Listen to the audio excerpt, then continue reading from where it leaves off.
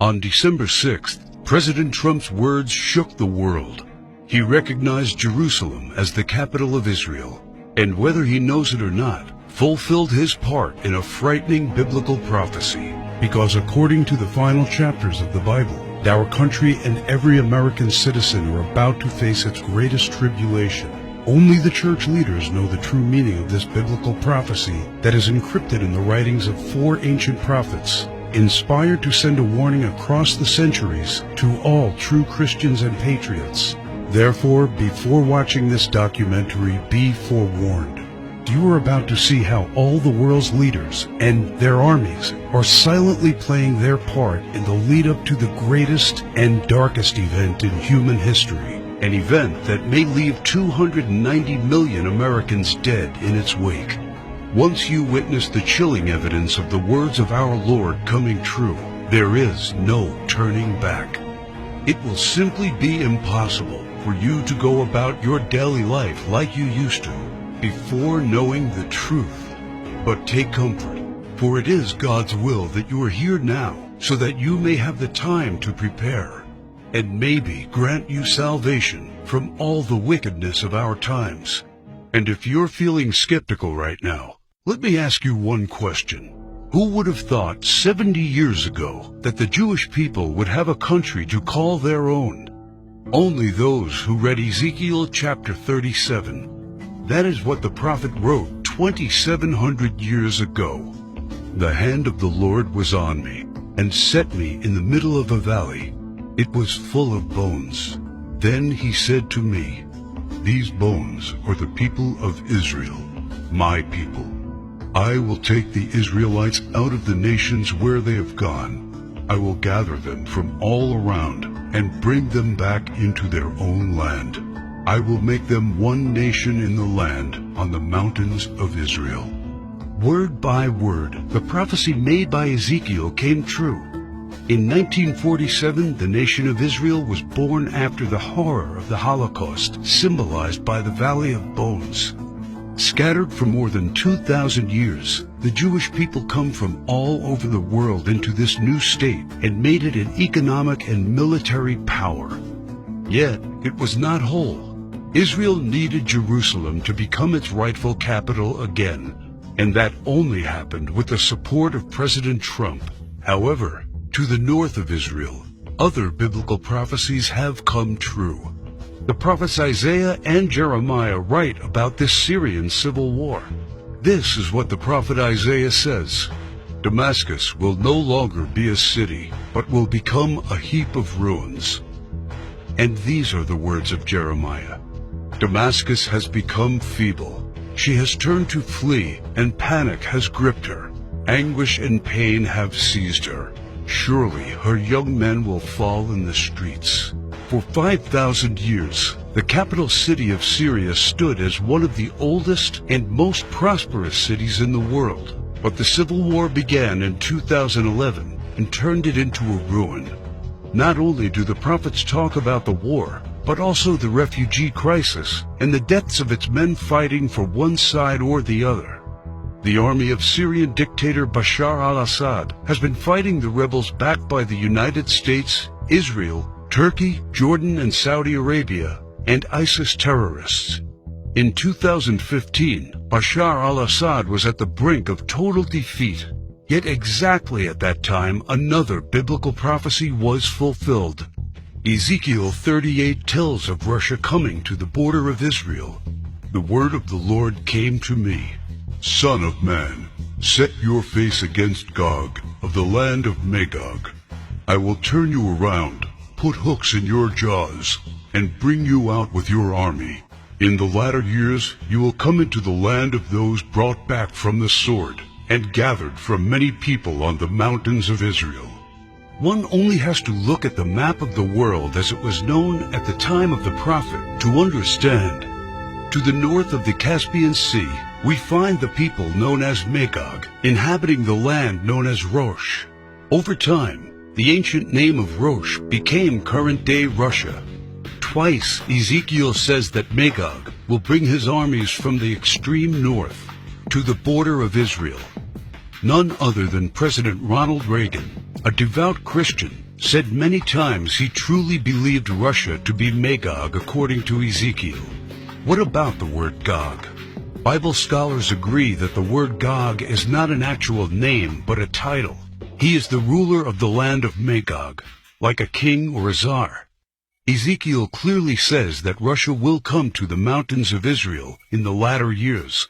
This happened in September 2015 and never before.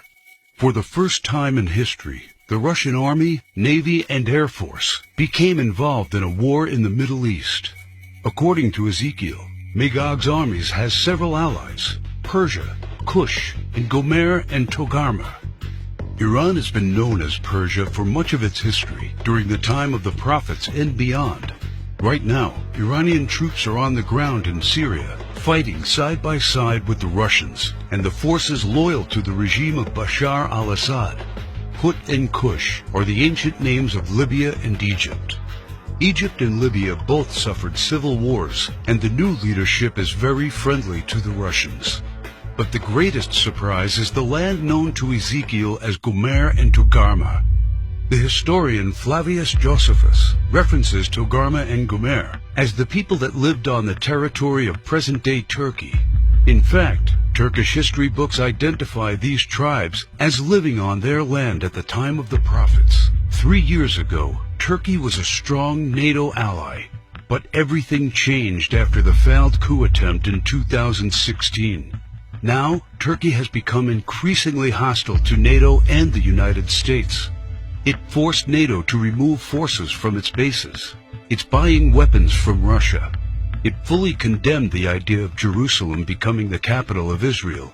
And in fact, right now, the Turkish army is in Syria, fighting to defeat the enemies of the Syrian dictator. The End Times Alliance, prophesied in the first verses of Ezekiel chapter 38, has already been formed. Never in the history of mankind has there been an alliance between Russia, Iran, and Turkey.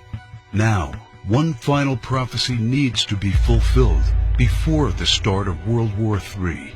We saw how Jeremiah predicted the destruction of Damascus in chapter 49. But there is one more thing he wrote about that has not happened yet. And I will kindle a fire in the wall of Damascus, and it shall consume the palaces of Ben-Hadad. Ben-Hadad is not an actual person, but a title. Just do one simple search online, and you will discover that Ben-Hadad is the ruler of Aram Damascus. While it is clear that Bashar al-Assad is the current ruler of Damascus, Aram is a region in Syria now known as Aleppo. The city of Aleppo was just recently recaptured by the regime of Syrian President Bashar al-Assad with the help of Iran and Russia. And Jeremiah says that soon his palace will be burning. How does this happen? Look no further than the headlines of recent months, and you see time and time again Israel calling for the assassination of the Syrian dictator. Isaiah also writes about the end of Syria's dictator. The fortified city will disappear from Ephraim and royal power from Damascus. This is the spark that ignites World War III. Ezekiel chapter 38 states that 2/3 of Israel will be destroyed in this coming war, and those left in the Holy Lands will face grief and pain and hardship. So what happens to the United States? Will we not help Israel at its darkest hour? To answer this question, we must first find the United States in biblical prophecy. John the Apostle in the book of Revelation and Jeremiah and Isaiah talk about another end-times nation in their writings. A nation called Babylon, or Mystery Babylon. The name is deeply symbolic. Ancient Babylon was a city made great by people who came from all parts of the ancient world, just like immigrants helped make the United States the world's only superpower. And because the prophets didn't know of the existence of the North American continent at the time of the visions, they called it Mystery Babylon. Some say biblical Babylon refers to ancient Iraq. But if that is true, why do the prophets see it as a nation surrounded by waters? O thou that dwellest upon many waters, abundant in treasures, where all who had ships on the sea became rich through her wealth, While biblical Babylon has plentiful access to waters rich in resources, most of Iraq is a desert and has only a narrow stretch of coastline. Why do the prophets talk about pollution when in ancient Iraq there could be no such thing? Thou hast destroyed thy land. I have polluted mine inheritance, and have given them into thine hand. Babylon mounts up to heaven, and descends above the heights of the clouds. These metaphors clearly reference a nation that has discovered flight. It is obvious that Babylon, or Mystery Babylon, can't be ancient Iraq. But the prophets have more to say about this end times nation. Babylon is hailed as a queen among nations, the lady of kingdoms. According to the prophets, Babylon reigneth over the kings of the earth. It is the praise of the entire earth, and an astonishment among the nations. It is a place of great riches, and the merchants of the earth are waxed rich through the abundance of her delicacies. In fact, the prophets say clearly that should something happen to Babylon, all worldwide trade would stop. The merchants of the earth will weep and mourn over her, because no one buys their cargoes anymore. It is the #1 military power, and it's called the hammer of the whole earth. Isaiah in verse 18, chapter 2, talks about how Babylon's beginning would be unique and awe-inspiring. America was created out of the former British colonies, a nation made out of many states just like the prophets foretold. Our ancestors were the first British colonists, and we speak their language. That's the reason why Jeremiah sees England like a mother to the U.S., according to verse 50, chapter 12. More so, the prophets talk about the lion that is on the sigil of the mother of Babylon. England uses the lion as its royal symbol. The last crew the prophets left us is incredibly accurate. The scripture often refers to Babylon as a woman. According to the book of Revelations, she sits atop water and has a golden cup in her right hand and a crown of 7 rays on her head. And the woman which thou sawest in that great city, which reigneth over the kings of the earth.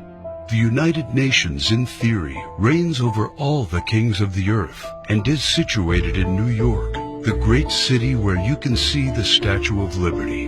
The statue is the most well-known landmark in the U.S., and the symbol of Babylon the prophets are referring to in their clues. So why, then, are they also calling it the Whore of Babylon? The sculptor of the Statue of Liberty was Auguste Bertoldi, a Mason belonging to the Great Masonic Lodge in Paris. Before beginning the Statue of Liberty project, Bertoldi was seeking permission to construct a giant statue of the goddess Ishtar. The Romans also adopted this fertility goddess, but they changed the name to Libertas in Latin, liberty in English. Libertas is the mythological equivalent of Ishtar. Therefore, the Statue of Liberty is in fact a statue of Ishtar, the Babylonian goddess of fertility, love, and sex. According to the ancient Babylonian rituals, one could only be purified of sin after intercourse with a temple priest or priestess of Ishtar. In return for this salvation, a gift offering was needed. Ishtar was the patron mother of the temple priestesses and priests. She was the mother of what we would call today prostitution. This is why Ishtar was seen by early Christians as the Whore of Babylon. And that is why the Statue of Liberty, the symbol of America, is also called by the prophets the Whore of Babylon. Do you think it is just a coincidence that the U.S., the home of the greatest and most famous statue of Ishtar, provides 65% of pornographic movies and adult entertainment to the world? Is it just another coincidence that this is the country where sexual liberation originated and spread to the rest of the world? It's not. It's just like the scriptures foretold. For all nations have drunk of the wine of the wrath of her fornication. The U.S. today has the most powerful economy and military, controls worldwide commerce, is proud and arrogant, has the most developed Air Force and space program, and it is the envy of the world. It houses the Whore of Babylon. It reigns over the kings of the earth.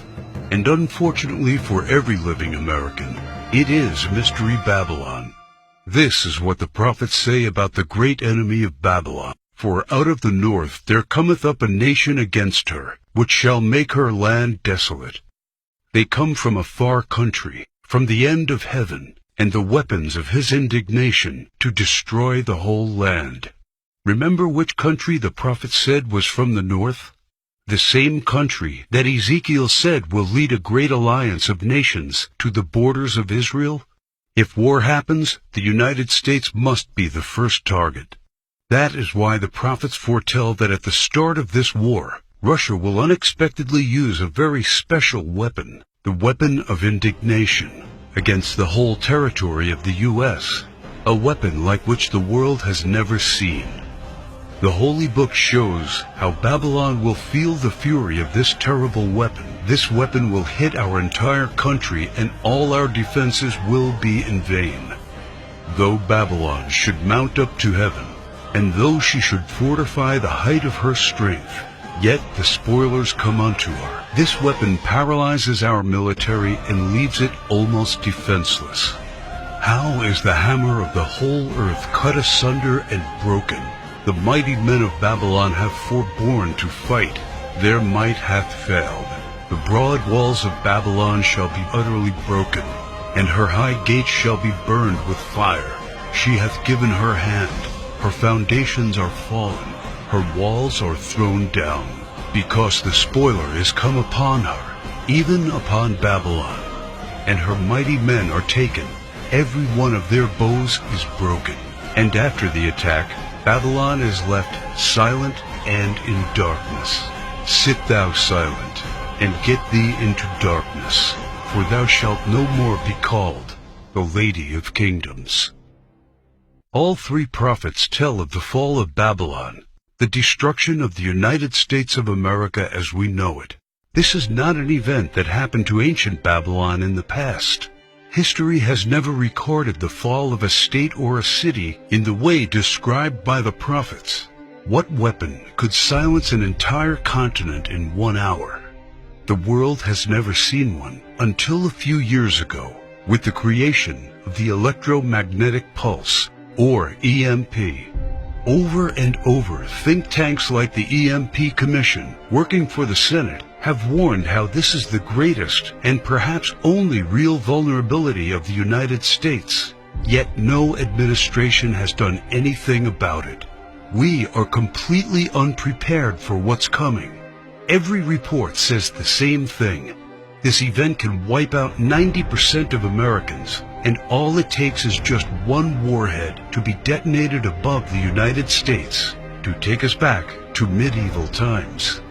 The lasting effects will destroy society as we know it, exactly as the scriptures predicted. Therefore shall her plagues come in one day, death and mourning and famine. Without hospitals or pharmacies being able to function, people won't be able to take their necessary medication. Without running water, heat, and garbage disposal, diseases will break out. As cars and trucks stop running, market shelves will become empty. Desperate people will become looters, and there will be food riots. There will be no police, no law, no health care, no help. It will all descend into chaos and confusion, a complete collapse of everything we take for granted today. As the prophet Jeremiah says, "And it shall be, when thou hast made an end of reading this book, that thou shalt bind it to a stone, and cast it into the midst of Euphrates. And thou shalt say, Thus shall Babylon sink, and shall not rise from the evil that it will bring upon her. And this is the start of the time of tribulation and sorrows. For then shall be a great tribulation, such as was not since the beginning of the world to this time, no, nor ever shall be." And yet, the prophet shows that there is still hope. But the ones who endures to the end will be saved. The message couldn't be any clearer. The warnings are there so that only the ones who believe the words and warnings of our Lord and prepare will be saved.